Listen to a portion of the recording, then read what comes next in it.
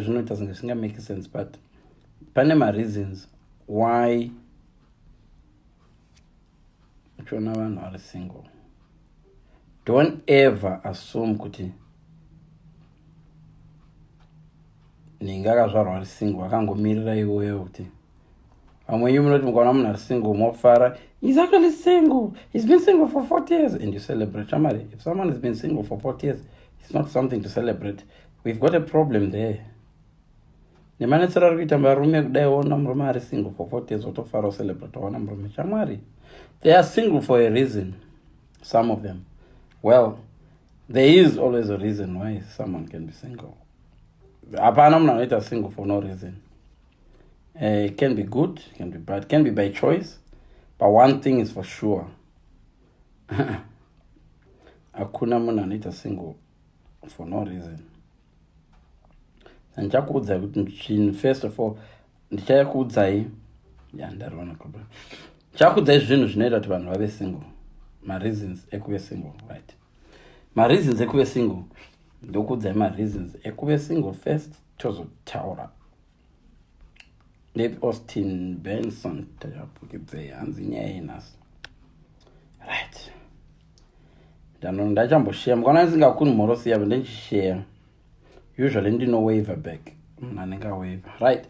Guys, topic yanhasi tiri kuti isusu. People out there are single for a reason. Fidzo uri single? Yes. Hakuna munhu anoita single pasina reason. Vamwe vanoitwa single necircumstance. Vamwe vanoitwa single nokuti havadike.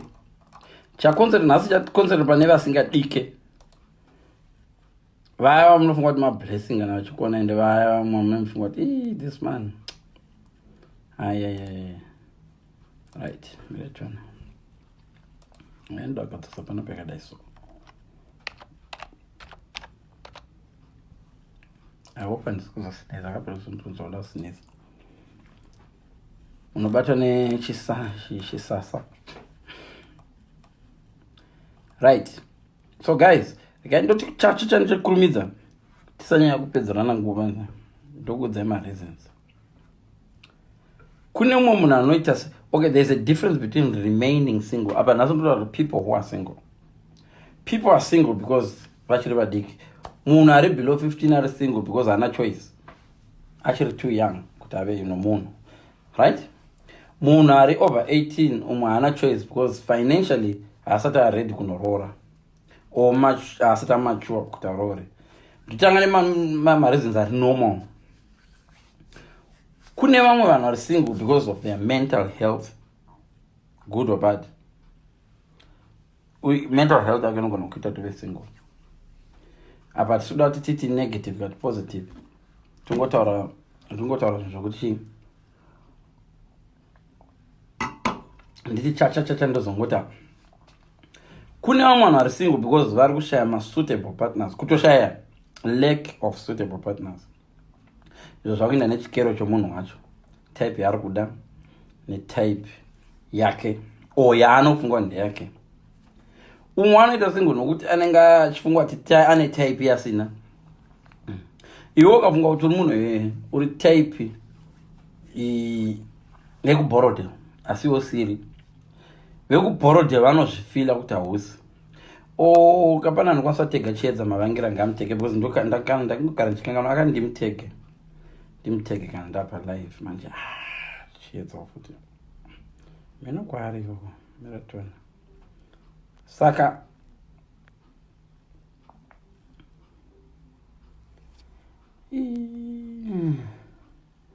andikungotaripo. Right. Andisikumona. Kana tatovepo zvake, I don't know. Right. So hoyo munhu uyu ari single. Chiedza is there. Ndamona. Right. So kuno umwe munhu ari single nokuti chiedza anogona kuita single nokuti iye pachakandongoro chiedza zvake. Munhu uyo kuti vane vamwe vana chiedza vanoenderana naye vashoma, saka otongozvagara ake ari single. Iye munhu anenge akangwara bhozi kana akaita single ari kuita single ari kuzvibvisira. Listen, hatimbotora mufananidzo wokufamba mundege. Tiri mundege. Ndege dzese dzatinokwira dzine maparachute. Kana usingari need yaubude, nobuda nepanormal door yamara. But uri mundege kudero pakaita emergency. Aumana zvinhu zvaipa. Nyangwe wanga usingazivi parachute chii, uchingati parachute satchel, unondoriberekesewo. Tabereka iro satchel rako uchijamba upresse up. Right? Ya mazindege momba munokwira mwenyu makakwira ndege ka2 ka3 ka4 dzandorera ndedziya dzedzehondo dziya. Kana isinga need weparachute racho avarishandise. Apa ndiri kutaura nevanhu vaitwa single nekuda kwesituation. Murume wako afa nava single. Kana murume wakachinja character atanga kukuzvambura every day anogara akakuchopa pezera usingachakuti cope neviolence wa single. So this is do vamwe ndotaura nezvavo right. Vamwe vanhu vari single because they are just uninterested in marriage. Kana kuti nasi chavapedza vese. Vamwe vanhu vari single nokuti havadi kucommita mumarelationships. Vamwe vanhu vari single because vakaona vane traumatic experiences. Apa ndiri kuincluda zvedomestic violence, dysfunctional families, rape, sexual assault. Umwe munhu anokuchuza aita single nokuti haana muupenyu hwake experience yakamboona inobenefita munhu akaroorwa. And therefore anotokura ari munhu anoti aiwa kuroorwa. Vamwe vanhu ndevavo kuti havana need yokuita single. Zvese zvavanofunga zviri pamunhu ari single vanozviwana. Ukaenda muTesco uri padoo reTesco ukaona pane company yemukaka iri kupa vanhu mukaka for free, iwe wanga waenda kotenga mukaka muTesco. Unless uri very stupid, unless usingatrust company iyi, or unless specifically mai vako vari vati unotenga mukaka wokuti umwe unobva dodzokera ipapo tosevha mari wesa mumwe. Kupinda mustoro wotenga zvinhu zviri kupiwa vanhu mahara kwakaoma ende kunoitwa nevashoma. So munhu anongochuza kuva single nokuti munozati varume. Let me tell you vanhukadzi, zvinofunga varume pamunoti marriage, ndingaenda kudzidzisei zvinhu zvamusingazivi about us men. Indowanzorepresenta men vakawanda, the most men. Handisi kuti vese, ndireva most men. Kana wakati marriage, murume zvanofunga nezvamunofunga vakadzi zvinhu zvakasiyana. Nyimo varume teererai. Kana wakati marriage kumukadzi ka, zvinofungwa nemukadzi nezvaunofunga iwo pamusoro pemarriage. Let me tell you a secret one. Unozati paya pamunoti marriage paya murume anofungei bonde. Ndichazoita majority. Hey, ndendoti makuseni manheru pandadira nokugezekwa nokuwachigwa. Vamwe vanhu ndo kwavari ukati marriage vari kuona munhu achavasukira ndiro achavawachira. Iwo isusu varume manje tikati marriage kumukadzi paya vamunoti would you marry me, paya uchigwadama achiti would you marry me. Mukadzi haasi kuona izvo. Umwe mukadzi anenge achiona glory, ari kuona muchato akapfeka dress vanhu vese achiti woho. Vamwe vanenge vachiona kuti what a couple, my way. Saka vanhu tu varikuda kugara vese asi umwe ane vision yake umwe ane vision yake, havasi kucommunicate, havasi kuudzana. Tikati oima pepa nyorai zvamunofunga about marriage, zvinonyorwa nevakadzi nezvinonyorwa nevarume munoseka. Tokana seka papa. Kana tipewa ndikataipai kuti marriage chii. Munhukadzi anenge achiona tofa tese tozodini ndo zvanofunga handichafi ndakada umwe ndiye last person wandadana naye, handichafi ndakaita umwe murume futi. Apa murume anenge achiti ndawana munhu wokudi wogara naye mumba ndichizomuhurira. Umwe anogara kuti murume mukadzi asingazondinetsi kana ndoenda kubhawa kana ndikahura asandinetsa. I'm telling you, marriage yamunoti marriage imwe, vamwe vanhu vane different. Bvunza munhu wako arikuda kuroora, munyorese, ita senge benzi, munyorese pasi kuti what's your idea about this relationship. What tiri kuindepi, alright, imbondinyorera zvaunofunga. It sounds stupid handiti, but unogara waudzwa nemunhu. Umwe anogara wakuudza shamari, ini handidi munhu ashandi dai. Iwe ndo decide kuti api yacho ndoidownloadera kuti ndiite zvanoda. Kana ukaona kuti hazviiteka, suduruka. but zvasingagoni varume manje chinwana varume havagoni kusuduruka kuramba chipo chauya choga vanhu kadzizvizive izvo murume akazviziva kuti idzi handidzirori idzi haagoni kuti ndakaguta zviya zvataita kumusha zvokuti vana mai vedu aiti taenda kuvhizita zvezvovhizita moda sadza here mai voti tabva tadya mama musati tabva tadya ndenzara but wotariswa nezvinhu ndio mama vanorambira mumwe munhu sadza vana mama vedu vairambira mumwe sadza vaizviita kuti tisadyiswa tisaisirwa poison imwe misha vaiiziva ti misha yevaroi savana mama aibva taguta tabva tadya kuti mai vanonyeba hatina kudya wani mama iwe shata handifana ukataura kuti hatina kudya marovero wavo zvinoitwa kumba right asi mumarriage moda kupinda musina anokurepresenta anokuudzirai zvinhu zvokuita kuti iyo ichidori permanent. It's meant to be permanent, right?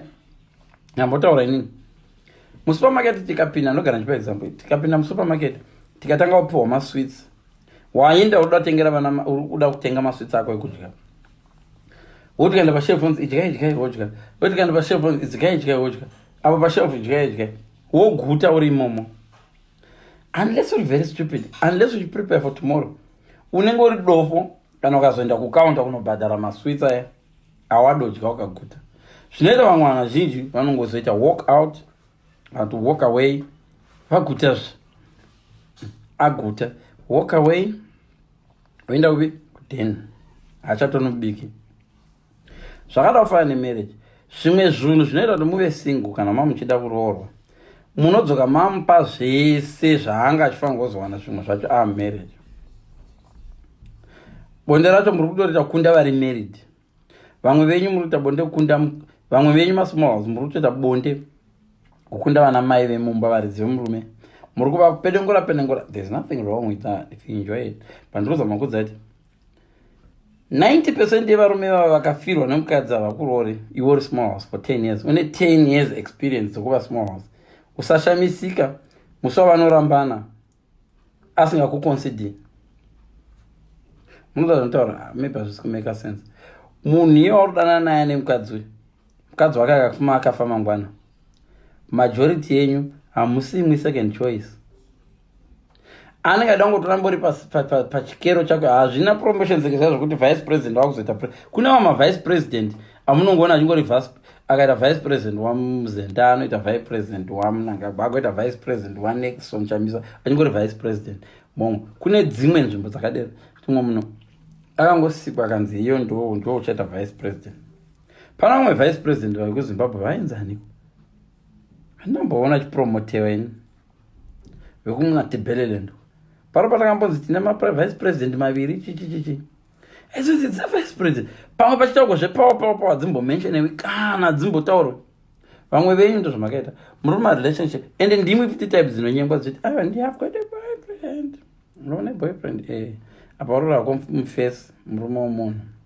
and there's nothing wrong with that murume womunhu asingafa akambokutora iye anenge ari murume womunhu asingafa akambokutora murume womunhu anongokusevhisa chete ende marambiro amunoita ende vanhu nevarume vanhu ndo vanogona kuramba manje ukavapfimba vane chipo chokuramba vanhu asingagoni kuramba vanhu vari married vanhu vari married vamwe venyu muri married imbopracticaiwo kuramba varume ngopractice kuzvinyenga wegoti ndakaroorwa pasha kenyisi bhozi vamwe venyu hamugoni kana kuramba iva ndikakubvunza uri married wakambopimbiwa vamwe venyu hamugoni kuramba munhu makaguma kuramba munhu muri kuprimary hamutomboende kuramba kwacho kwakuri kwemistake kuti makarega kureply tsamba yakafunga tsamba yasvika vamwe venyu ipapapa musi wamunopfimbawa munokutanga nokutodiwa ndivo vanoti naive wandikwirirei kwangwasa zvinotokwirwa naive vanhu wei kana kuti vanhu wei munondiitei wapa musoro pavo pepukai dzidza kana kupracticewo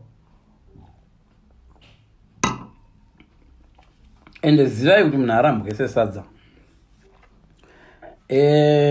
kurambwa sesadza chakasiyana right ndadini vanhu vari single for a reason ndito